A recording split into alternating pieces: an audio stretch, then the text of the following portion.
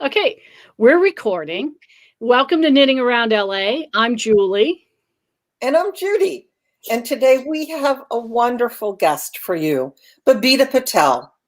And Babita is our guest author. She is here with her book, Breaking Out in Prison.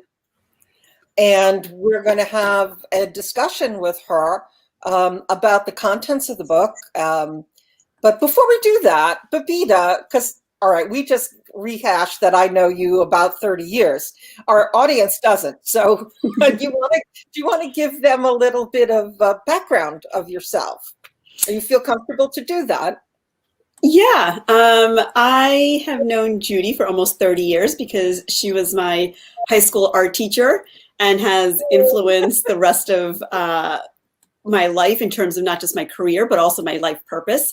In that, I went to art school because of her, and I worked in advertising after that. And then I actually became a humanitarian photographer, which means that I photograph the work of nonprofits, foundations, NGOs, any kind of social impact issue that affects the world and also the US. And from that, I branched into other kind of humanitarian work where I started my own nonprofit. I'm launching a media platform, a magazine of 4 girls. And I also wrote this book about and photographed it for criminal justice reform. You're amazing. I have to say you're amazing. And that you give me any credit at all is beyond, I don't deserve it. But you have you've really... Yes, you do. Yes, you do. But go on. All right. Her accomplishments are actually huge. And I'm so proud of you. And I've always been proud of you. And you are just developing in so many ways that I could not have foreseen 30 years ago. But we're here to talk about the book. And then another time, we're going to get you back to talk about your other projects, because there's one that's very near and dear to my heart. And if you go to Babita's website, you'll get to see all of the things that she does and is involved in. But I'm especially, I have a connection to your Keo project. And that's, as I said, near and dear to my heart. So we'll have you back again another time for that. So now to the book. Mm-hmm. How did it all come about? It's really interesting where one of my longest term photography clients, and actually they're the first ones who gave me a paycheck to be a photographer, which was thrilling that someone would actually pay me to do this thing that I love to do so much, is an organization called Hudson Link for Higher Education in Prison. And they bring college degree programs into prisons in New York State. And I've been photographing their work for 10 years now. And, Judy, you know this because we grew up, like, I think 2 towns or, lived 2 towns away from each other in New Jersey. I grew up in a Indian immigrant suburban family. I had no connection to the criminal justice system. I didn't know anyone who had been arrested, let alone served a maximum security sentence. And, back in the 80s and 90s, everyone just kind of fed us information about what it meant to be incarcerated, and it was all external forces of whether it was the media, Hollywood, politicians, society in general. They all had their agenda, to feed this machine. And so all my my impressions of the criminal justice system were all externally fed because I had no personal connection to it. And so I started working with Hudson Link, and I started meeting people and hearing their stories and meeting their families, their wives, their mothers, their children, who are all affected by this huge, huge issue that Americans have that has been very targeted in its decimation of communities. And as we can all imagine, it's all Black and brown communities, usually urban ones. And so I started doing this work, and I very distinctly remember driving around upstate New York with my client, the executive director, driving to a facility to take photographs in there. And he had mentioned that at the time of his crime, if New York State had the death penalty, he probably would have been eligible for it. Whoa. Oh, so wait. So your client, the person that you were with, was previously incarcerated. Yes. Hudson Link is one of the few organizations that is founded by and operated by formerly incarcerated people. Wow. Very good. Makes a huge difference. You know this, and as you can imagine, lived experiences matter, and it affects the work that's being done. Yeah. And also gives people who are currently incarcerated an option. They can see themselves, in the future of like possibilities when they see other people who have come home who have these gorgeous lives, of giving back. And so when I was need to be able to see that they can change their lives, because there's so many forces on the outside once they get out that just trap them and guide them back into the prison system. There are not a lot of resources for reentry work, which is half the battle. Once you serve your sentence, you never fully serve your sentence, because now you're blocked out of housing, job opportunities, because they ask you on that application whether or not you've been previously incarcerated, and then you're ostracized. It's hard to get even ID. Half the time I know people, when they come home, they have to find a way to get a social security license number again, or their card again, a driver's license, ID to like get a bank account. It's like challenge after challenge after challenge. And so sometimes it's like, if you're not given resources to come home and get help through, what are you going to do?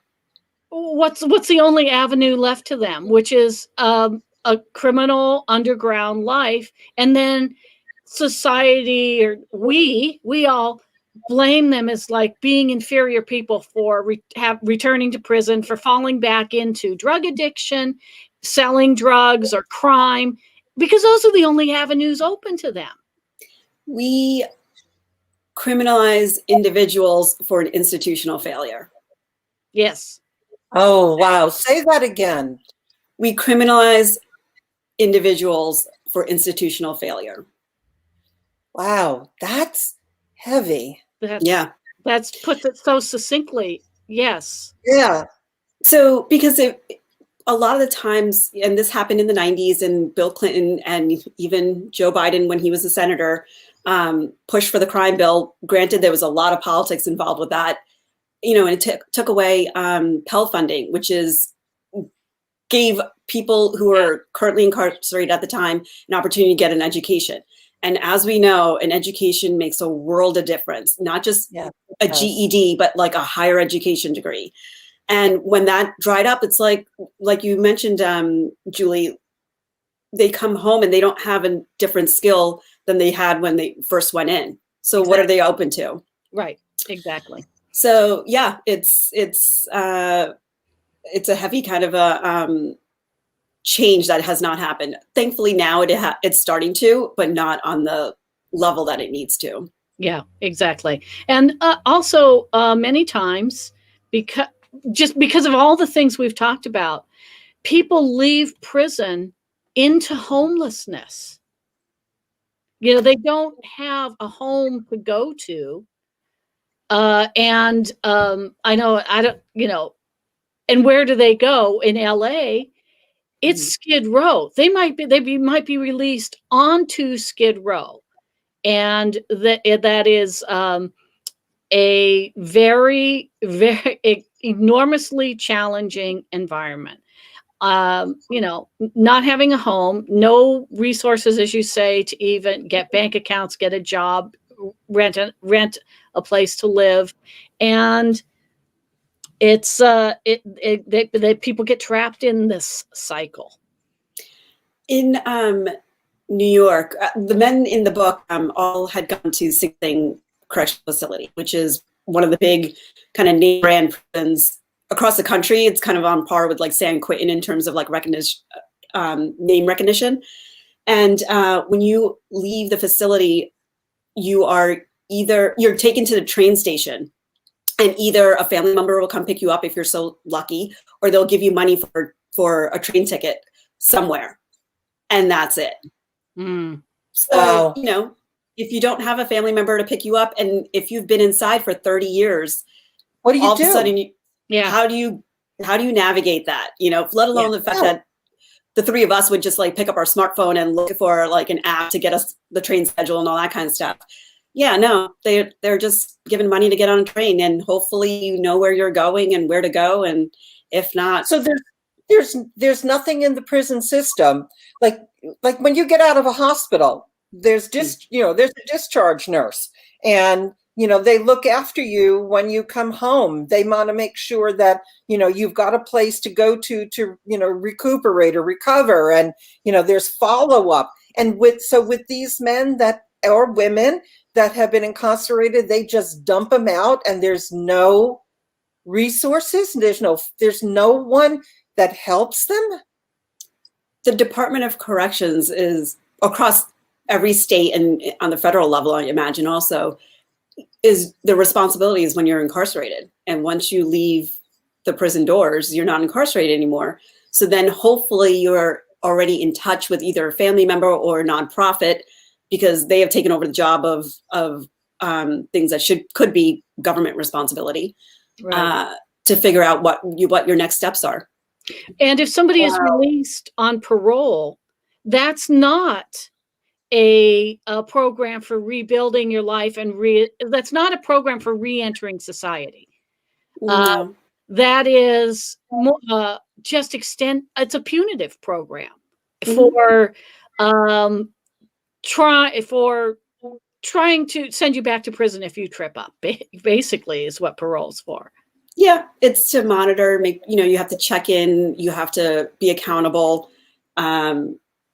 Sometimes if you get a good parole officer, it's easier. If you get someone who's not, it's harder.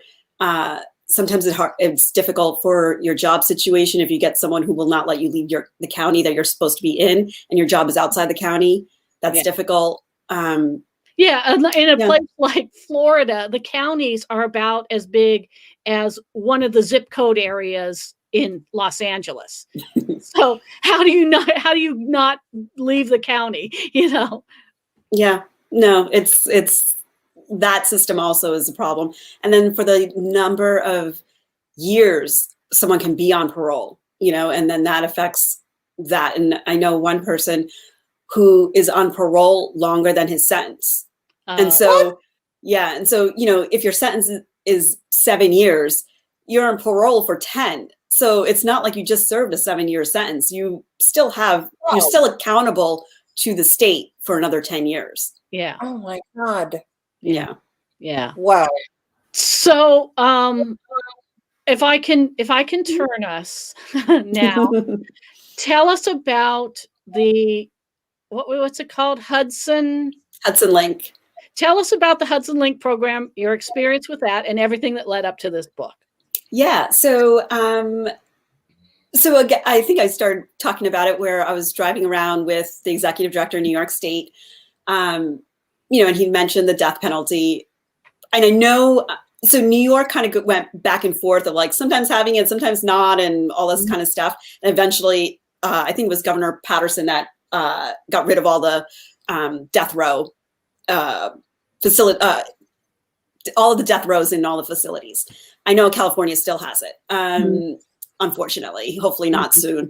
But up to that point, I had believed in the death penalty and I don't know why. It's not like I had personal experience. There's probably external forces. I even remember in one of my English classes in high school in South Brunswick, Judy, I wrote like one of those persuasive essays for pro death penalty,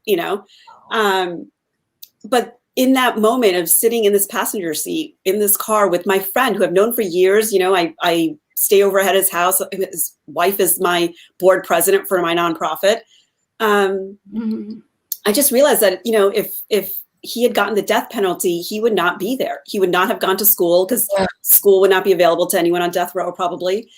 He would not have come home. He would not have the family he has with his wife. He would not be running this organization that educates hundreds of incarcerated people every year, helping thousands of their family members, hundreds of thousands of frankly, my fellow New Yorkers, because they're all coming home to New York. most of them to New York City, and saving New York State tax dollars, like in the millions, because the recidivism rate has been lowered from 40% to 2%. Wow, That's how amazing. that is how effective their program is. Yeah. That's amazing. New York State's recidivism rate is about a little over 40%, and Hudson Link's recidivism rate is less than 2%. So that's how something's effective. That's how education, the what power education of can do. education. Absolutely. Yeah. Absolutely. And so in that moment, I stopped believing in the death penalty. And it was simply because I had a conversation with someone whose life, even though he's my friend and who I knew his life story, I all of a sudden saw him in a different way, or saw his story in a different way. And so I realized that I'm not the only American in this situation, who has preconceived notions about the incarcerated population and without personal knowledge, And so I thought I'm in this position of where I have access to these stories. I need to share them. And so I decided to write and photograph a book about 15 men to share their stories. All right.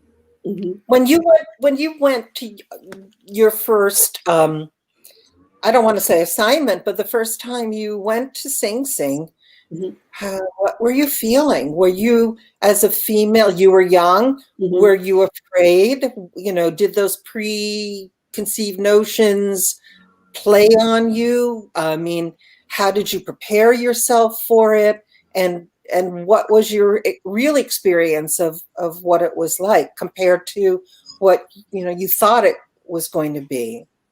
It's it's kind of interesting. So my first assignment with them was through they were doing an annual report, and so they had a whole team of writers and researchers and all this kind of designers for this annual report.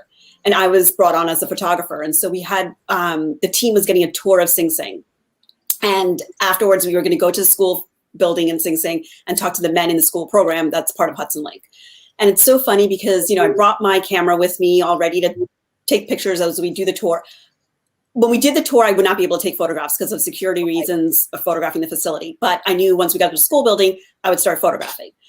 So thankfully, I was with a group of people. It was majority of our first time there, other than the Hudson Links team, all of us working on the project. It was our first time inside a facility. We went around, and I remember kind of going near. So we went to A block, which is the biggest cell block, at least in New York, if not the country. Wow. And I kid you not, you walk in, and it is a football field length one way and a football field length the other way, 4 stories. And then on the other side, it's a repeat. Whoa. Yeah, I think it holds 800 beds or something. It's really huge. And it was built in the 1800s or something insane. Yeah. Yeah, because Sing Sing was built in the 1850s. Right. So, whoa. Yeah, it's the second oldest prison in New York State. And I think it was built by people who were incarcerated in the first facility. They came down to build this one. Yeah. As we tend to do with our labor in this country. So, I remember going in there, and there was a man across from us in the cell, and he was just and it was hot, and, because there's no air conditioning, and it was a hot May day. He was just looking at us. He can't interact with us. They would get in trouble for interacting with us. And the guard is kind of saying something, the CO, the corrections officer, probably just kind of telling us what's going on or whatever. And the guys behind the bars is just staring at us, and just felt so dehumanizing. It was we're in a zoo. Let's look at the animal behind the cage, And then we went, yeah, it was really sad. And we went through the rest of the facility. I remember we went near SHU, which is, stands for SHU, something housing unit, maybe special housing unit. But it's based, maybe, I forgot what the S stands for, but it's basically solitary confinement. I remember walking by near there, knowing that it was in one direction. And then whenever people move around the facility, when they're moving men around, anyone has to who's there has to stand on the other side of the hallway. So there's no chance of like interacting with them. And so, we were told to pull away because they were moving men, and we were lined up against the wall. I remember standing very close to my client, and some of the men would walk by, and I remember one guy who's probably like 6'5", 250 pounds. And I'm such a small person. I was like, oh my God, I'm physically like freaked out here. And it was, it was a very interesting moment, of like kind of what you are, half of it's in my mind, half of it's just like fish out of water kind of a thing. And then we eventually got to the school building. The problem was, though, even though my name was on the gate clearance, which is, up front, you always have a list of everyone who's allowed to come in and everything that you're bringing into the facility. And my camera was supposed to get approved. For some reason, last minute, it didn't get approved. So I brought the camera to the facility, and then because it was not on the list, they wouldn't let me bring it in. So I had to leave it at the guard station. So I went to the school building without a camera. So I'm not like really on assignment because I can't photograph. And so, which was actually ended up being a very lovely thing, because we were doing a focus group with the men. And so instead of me, walking around looking for the angle and setting up the shots and all that stuff, and when I'm photographing, I'm not really listening. I'm in a different zone. And so it's not like I can't relate to people in the same way as if I'm sitting there talking to them, of course, because I'm walking around doing things. So instead of working, I sat down, in the circle, and I sat down. I think one of my team members was on one side, and one of the men came down and sat down next to me. And he just like, and I found he's a friend now. I've known him for 10 years, and he's also a very personable person. So he just turned to me and he's like, "Hi, my name is Jermaine." I was like, "Oh," and he held his hand out and I shook it. And I was like, it was my first time shaking someone's hand inside the facility. And it was just like, oh, you are a human being. Yeah. It's not like, right, you're an animal. Like, yeah. You hold your hand out, I can shake your hand and I can have a conversation with you. And he had mentioned, like he is one of 5 brothers and his mother loved the Jackson 5. So all 5 are named after the Jackson 5 brothers. And like, I still remember that about my friend, and he's Jermaine. And so it was just like, it was such a human experience of like meeting someone, talking with them. And then, eventually the focus group started. We started sharing, they were sharing their thoughts and their views, and we were asking questions and all this stuff. And some of the stuff that the men said still stayed with me. And, it made such a profound impact on me, and that I took it with me as I left. That I'm so grateful that I didn't have my camera that first time. And that changed everything, because it was like, oh, I had a very, very human experience with someone who I had definitely preconceived notions about beforehand. And did all of your preconceived notions begin crumbling? Yeah, immediately. And I will admit that I interact mostly with people who've gone to the school program inside 6 different facilities in New York State. And they have a different mindset because they found education and they see different opportunities. They live an examined life, and we have completely, they live different lives than they would have lived at the very beginning of their incarceration or before their incarceration. So, I do admit I know the best of the best inside. Mm-hmm. Yeah. So then what was it like the time you got to go in with your camera? How were the men selected? How did you interact? How was the time provided for you to interact with them? Tell me about that. So 10 years ago, also the program was smaller. I think there was like 20, 25 men at a time. Now they're almost up to 50 men every year. And so, back then when it's just 20, you also have the ones who've been in the program for a while, or like, kind of moved through the ranks. Some of them were friends with the executive director when he was still inside Sing Sing. So it felt very much like a friendship, kind of familial feeling, and so in the beginning, it was like, we needed classroom shots. And so, we faked a class because we didn't want to interrupt a actual class, So we threw a teacher up there and a few guys in the room, and we started photographing. And it was actually kind of interesting because it's a time warp inside facilities. So there's no internet. So it's all kind of stuff that I grew up with in school, where in the 80s and 90s, where you have the maps that you pull down, a globe, a pencil sharpener that Wow. And then like even the desks are the ones where the table is attached to, It feels very, very familiar. I think actually if a high school student went in there right now, he wouldn't recognize this. Right. I would, because, they have encyclopedias and card catalogs in the library, stuff that. Card catalog. Oh my God. Yeah, because it's not, it's a time warp, basically. Right, it modernized. It's not. And some facilities are. Sing Sing is not. I think they're trying to get modernized, and hopefully they'll get there soon. But yeah, so, in the class, they were it wasn't even an actual class that they were learning from, but they were still talking and debating and having a moment of introspection and examining either their assignment or their life. It was just a fascinating thing. And I was photographing, and I think that I found out later on, they were so appreciative of my presence. And I didn't understand, because I was like, I feel like the lucky one to be given this assignment.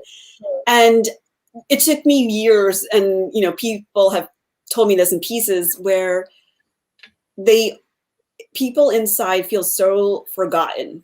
And so for someone from the outside to come in and help them as they see it, or share their story, or help bring a little bit of human experience to them, they're so appreciative of that, because, for 30 years, some of these men, they're invisible. I mean, just bringing a camera in there to take pictures means that somebody is looking, somebody is going to see them on the outside.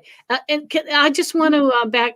So what was the actual assignment with this company? Were you taking pictures just to document their work? Yeah. So for their annual brochure, they want to highlight different parts of their work. So part of it is the classroom setting. Then I had to photograph a graduation to show, like, this is the achievement that their men make. They did a little bit of reentry work at the time. Now they're doing a lot more, because more of their students are coming home. So it was, we did some stuff outside of kind of like career gear kind of stuff, where men get suits and clothing for their interviews afterwards. Yeah. So, and then also the women's facility. So you were shooting for their annual report, the nice big glossy thing that they send out, hopefully, to their bigger donors, hopefully to make them bigger donors. Yeah. Okay. Yeah. So I got a picture now.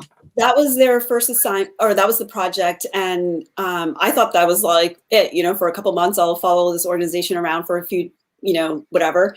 And the other thing that they did with the executive director, he would go and give talks, whether it's for fundraising purposes. Sometimes he would bring him and some of the men who are home into schools in New York City, to kind of, talk to the kids about choices and opportunities and all that kind of stuff. So I photographed that as well for the brochure. And so I love their program. I love the organization. I love the people involved in it. I love the people running it. And when they needed a photographer again, they called me, and it was not for the brochure anymore. And then it was just like working for them. Partly because, every year they have graduation ceremonies, and now I think that they're up to 5 or 6 a year. At the time there was like 1 or 2. And, family members, when they go in to see their loved one graduate, they can't bring anything in. Like, they can't bring a cell phone or a camera in. So no one is taking a picture of their family member, their brother, their husband, their wife, their daughter graduating college. And sometimes they're the first ones in their family to graduate college. Yes. And so because Hudson Link has a good partnership with the Department of Corrections in each facility, they were allowed to bring their own camera person in.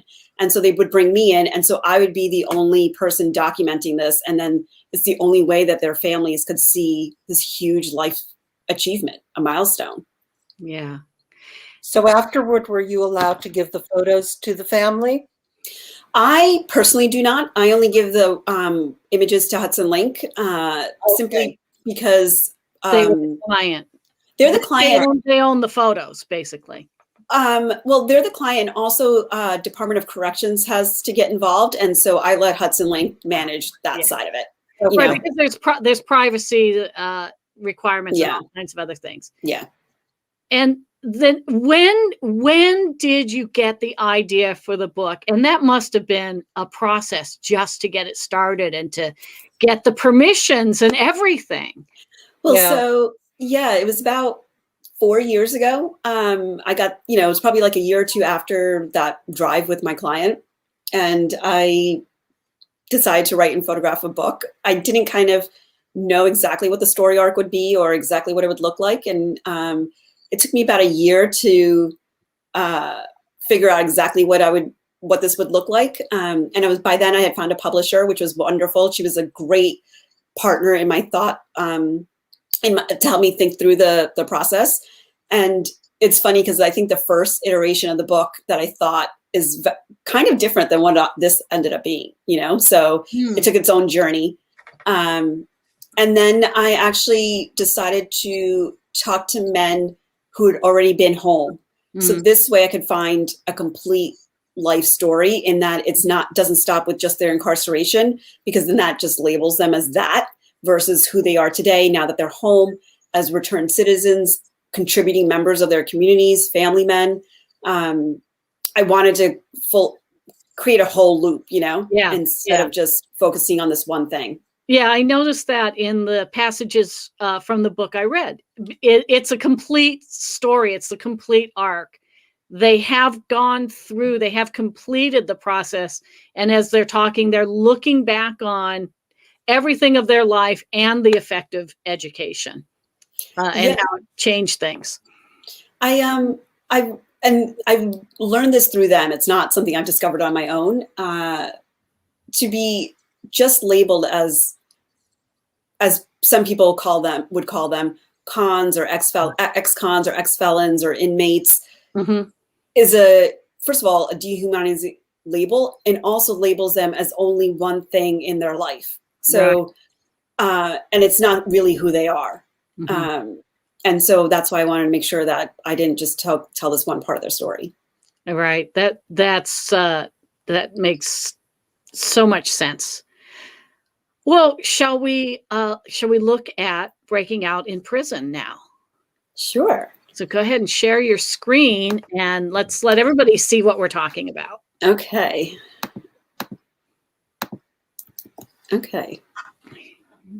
You guys see this, correct? Yeah. Okay. I think we both do, but no, my screen. Why is it not showing? Oh, there it is. There it is. Okay, there we go. Maybe it was just slow on the internet. On that little thing, that internet.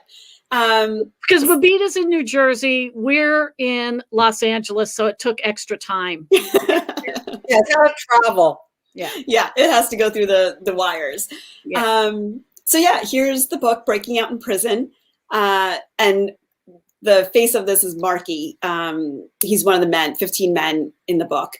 I had not intentionally picked out the race of the men who I interviewed for the book, but majority of them were Black, and then we had Latinos represented, and then a few white and one Asian. And that should be to no one's surprise considering who we incarcerate in this country. But even just like a random sampling of, without actually being intentional with it, of course the majority of them are Black and brown. Yes. So this is Marky on the cover. And so I want to ask. Yeah. Oh, never mind. Go, because maybe we'll touch on it later on. Okay. So, some of the things that the men were talking about were very familiar. And if I related to my life in a broad sense, and then some were just so foreign to me, and so growing up, some of the things that some of the men talked about was like, at that moment, all of his friends were drug dealers, or he had seen repeated incidents of domestic violence in his house. And one of the men, he knew the neighborhood drug dealer and the armed robber and the burglar. And how generational it was, because his grandfather went to Sing Sing, his father, his uncle, his brother, and then he was in Sing Sing. And I remember at his graduation, he had said, his nephews were there, and he said that they will be the first ones who will not go to Sing Sing in his family. That is the wrong kind of legacy that we are putting families in our communities through. Mm-hmm. Yeah. And this really spoke to me in a unique way, where he said when he was 8 years old, all he wanted to do was go to prison. And because that's what people around him were doing. And as an 8-year-old, you don't know what prison really is. You don't know what you have to do to get there and what it would do for the rest of your life.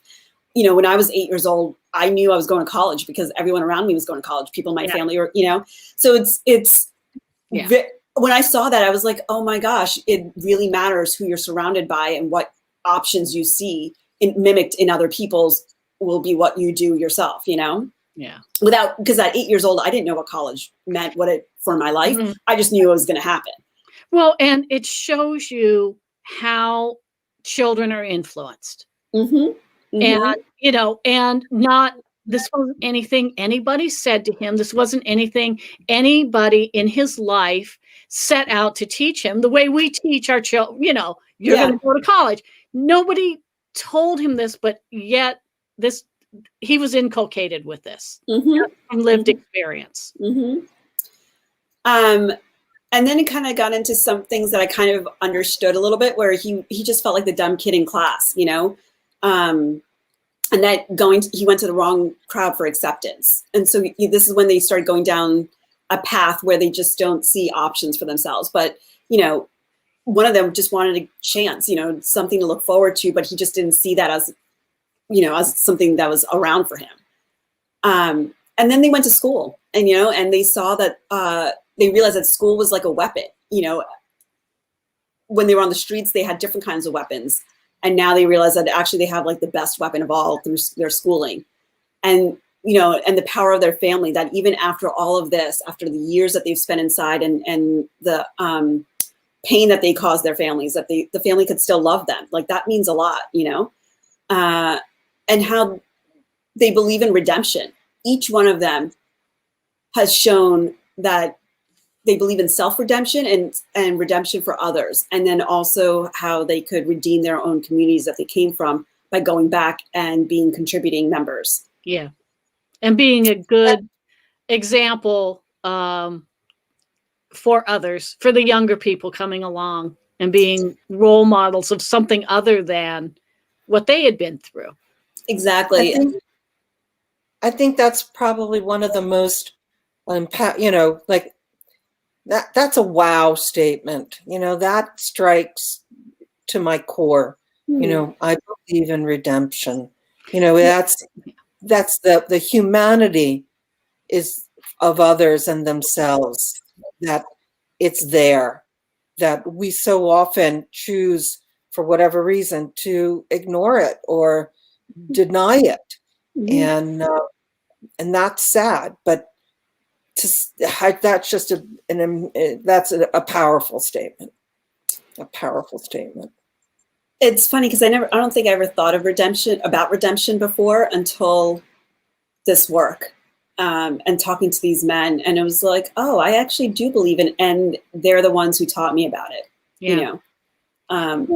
Like me, growing up in the suburbs and having anything you could want, even if your parents aren't perfect, but knowing that college is an option and all kinds of things are an option. I never even thought about needing redemption ever in my life. Yeah, it's a powerful statement, like Judy said. Yeah.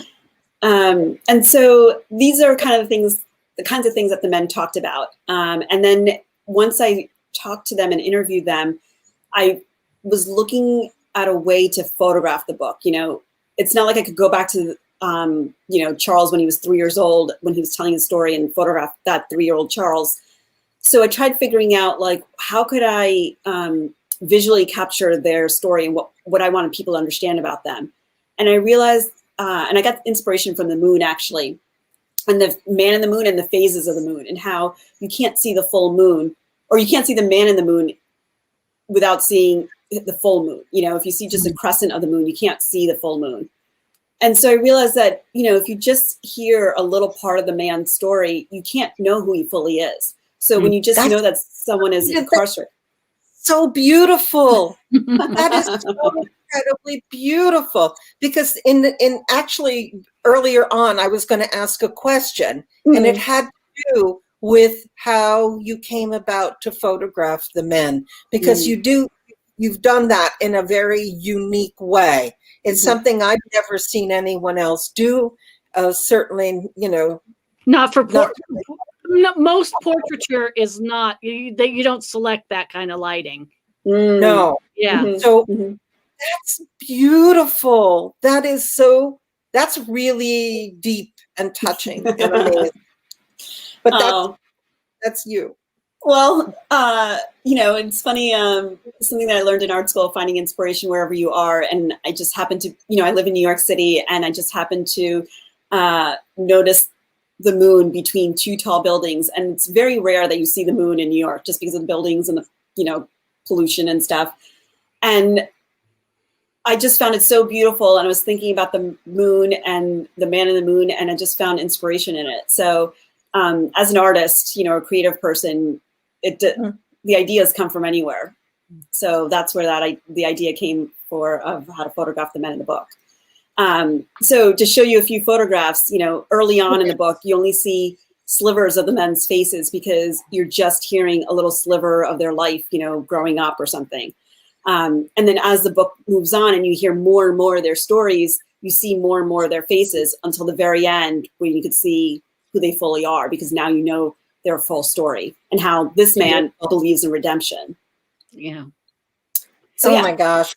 I mean, I hate to get off of the stories of the people, but who did you work with a designer to do the layout of the book? Because the quotes with the quotation marks and even the size of them and the font and the gray shade of the quotation marks and all of that layout just so beautifully supports everything that's going on in the book. And, you know, how much input did you have on that? And did you work with a designer? I'm going to stop sharing my screen there. And to answer this question, I had 100% input because I was the designer of the book. Yeah. It is so beautiful. It is just so perfectly supports everything you're trying to achieve with this book. It's a total package. And let me put, you know, and so the links for the book and a link to your own website and 2 places to buy the book from the bookshop, which is a website, and of course Amazon, are in the show notes for this video. And let me just once again, there it is. And it's incredible. It's so beautiful. And you just you have all of our praises. I guess in case we haven't let you know, we both just think that this is such an important project. And like I said, just total bravo all around. Thank you so much. What I love about the book, hey, it's probably harder to get more privileged of a life than mine. I grew up, in a world very different from what these men grew up in. So, it's hard for me. I don't have, like you, I don't have experience with anyone being incarcerated, or it's another world. It's different. And you're right. Where do our perceptions come from? Media. They come from, random stories or hearsay, news. And I didn't think about the men and women that are behind bars really as people. You think of them, they're They're bad, disenfranchised. they're bad, or they deserve what they got, which is so far from the truth. Yeah, because that's what you kind of have been fed to believe, that our justice system is indeed just, when it is not. And And I mean, even who gets arrested? And once somebody's been arrested for a major crime, the cops stop looking for anybody else. And just who gets arrested on a daily basis, they go looking in certain neighborhoods much more than they do in other neighborhoods. And then once they have somebody in the police station, if it's a person who has limited resources of all kinds, including money, family, friends, job, employer, anybody to write a letter to the judge for him or her, then they get pressured. Number one, they get pressured to confess. So there are a lot of coerced confessions. And then they get offered deals, plea bargains. And so even if somebody didn't really do anything wrong, let's say it's stealing a wallet or, whatever, I don't even know what all the things might be. They can be sitting there saying, I didn't do it, and I want a lawyer. And the public defenders, they have another really lose-lose situation on their hands. And they get offered a deal. 5 years, or we could take this to a jury trial where they're going to be railroaded in front of the jury, in addition to everything that's already happened to them. And there are a lot of people that did not do the crime they're accused of who take a deal because it's the least of two evils. And so there are people who do not deserve to be incarcerated in prison. Many of them. A lot of times, whether or not, forget about serving your sentence, whether you have an opportunity to bail out, or, if you have to stay inside pre-trial, if you get pre-trial release or not, depends on your zip code, the color of your skin, and how much money is in your parents' bank account.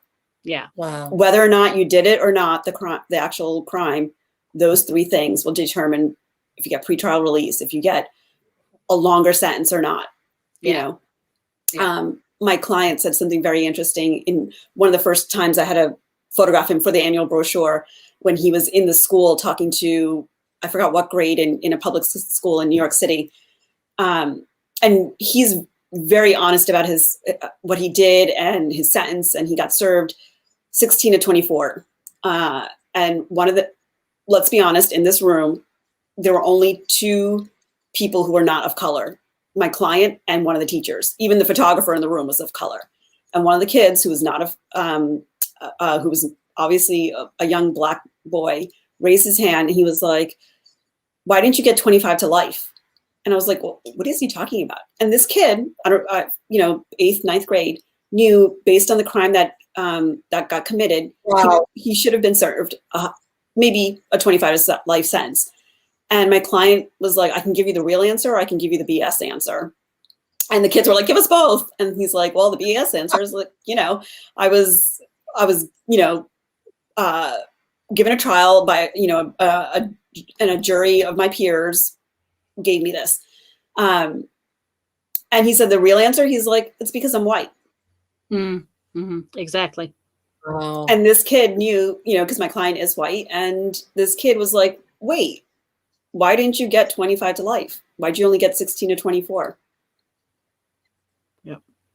Got it. It's Wow. true. It's true. Yeah. Mm-hmm.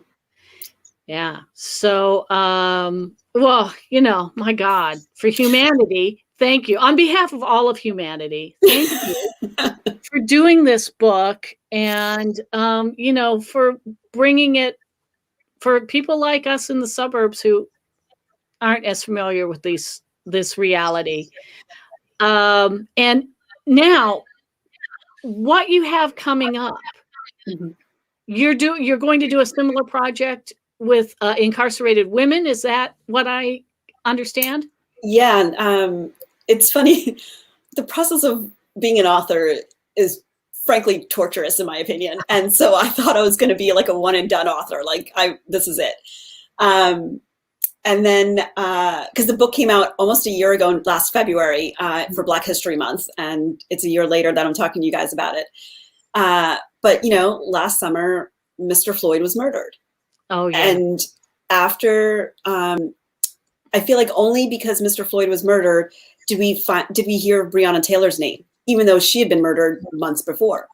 And so I realized, and people in the Black community were talking about it a lot, about Breonna Taylor when she was murdered. But widely, she was not. No one knew her name.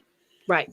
And it was in that moment I was like, why do we only hear about the woman after a man? No surprise, like this has been going on in multiple ways throughout millennia. So I started looking for stories of incarcerated women or formerly incarcerated women. And one of the stories I actually came across was a Native American woman from, I think, South Dakota, and her crime was federal. And so she was put in the federal system, which means she can be incarcerated anywhere in the country. Oh yeah. If it's a state crime, your prison sentence can be anywhere in the state. And she's from South Dakota, and yet she was serving her sentence in Texas. And she had a young daughter who was probably a toddler at the time back in South Dakota. And she got COVID in Texas and died in the facility.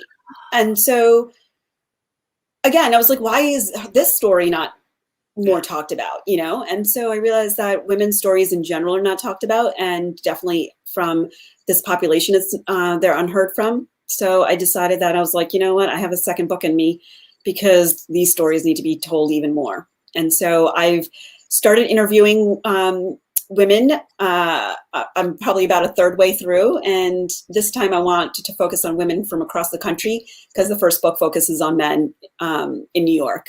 Yeah. So yeah. Oh, that's just great. I'm sorry, Judy. Go ahead.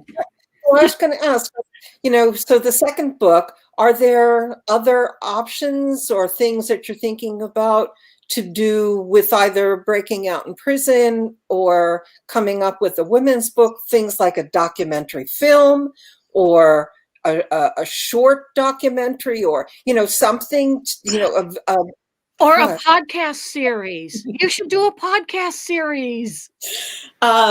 This sounds terrible, but I'm not a podcast person. I'm such a visual person that just hearing something, my mind wanders. I need to see a visual thing in front of me.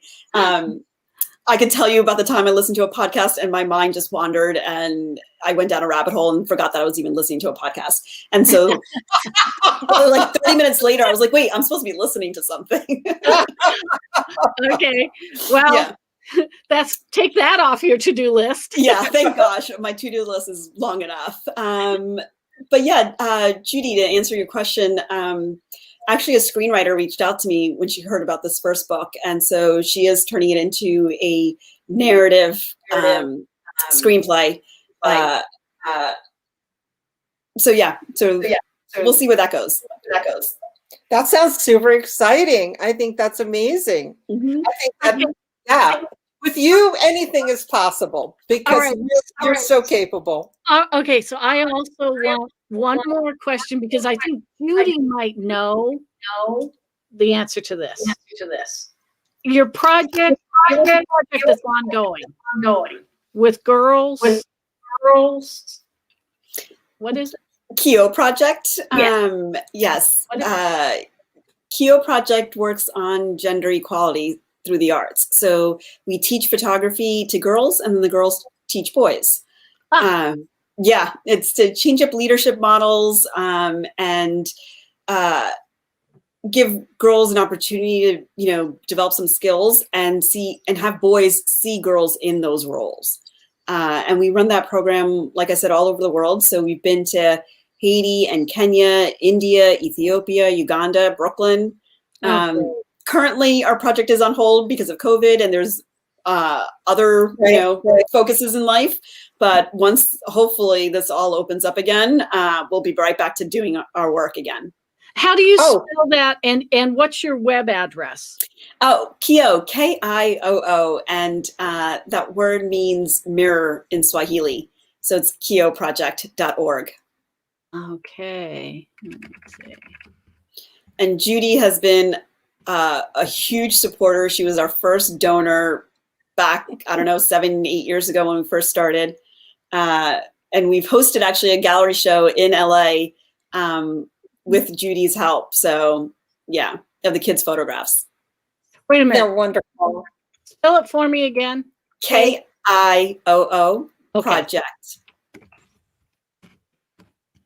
I just wanted to make sure I heard you right. No worries. Oh, and again, I have to move close and look through the bottom lens of my glasses. So that's why I look funny right now. That's why I look at the computer this way. Where did it go? There it is. Yep, perfect. All right. Well, we can't thank you enough, and we want to have you back to talk about the Kioo project. Hopefully soon, within a month or two. And we want to hear about your project with the incarcerated women. I want to hear about the magazine. That's what I want to know about. You're going print, girl. That's amazing. Old school. It's called Kahani. It's called Oh my Kahani. God. And the preview issue is going to come out in March. And it is stories of girls, for girls from around the world again, because I'm a global person. I have a co-founder with that, which is lovely. And some of the stuff that these girls are sending back to, or submitting to be in the magazine is mind-blowing. It's targeting 12 to 18-year-olds. And again, they're like unheard voices where we don't really hear from girls that age. And so, of course, they have amazing things to talk about and share. Right. And how will people find the Kahani magazine? Would that be through your website? Yeah, the website for Kahani is not launched yet because I'm slacking a little bit. But eventually it'll be kahani-girls.com. Okay. Yeah, well, in about a month that will be live, but yeah. Okay. All right. So could we maybe, and in a month, will you have the physical copy? Will you have,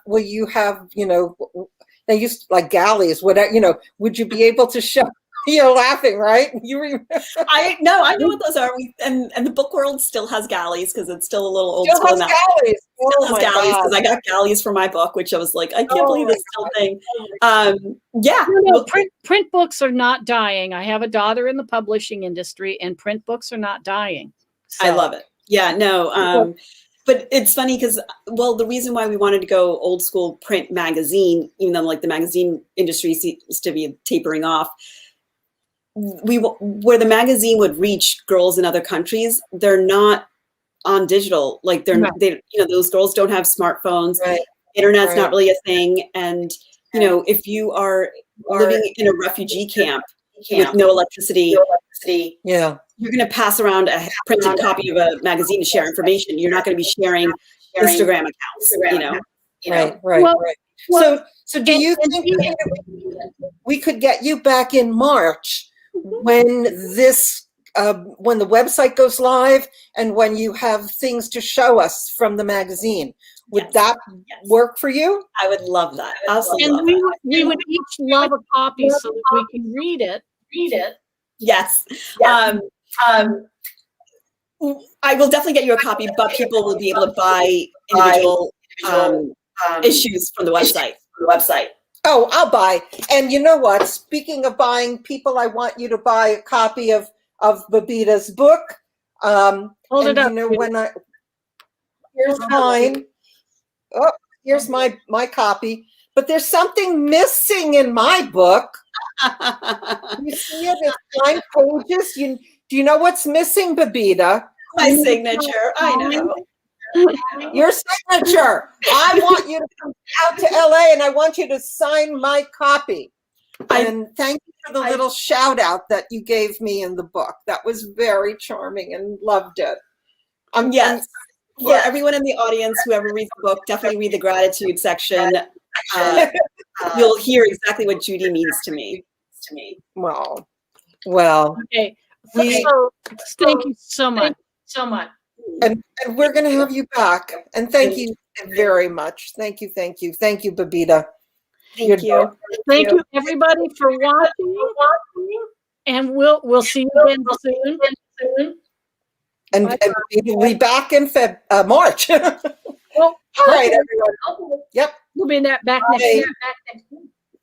Bye.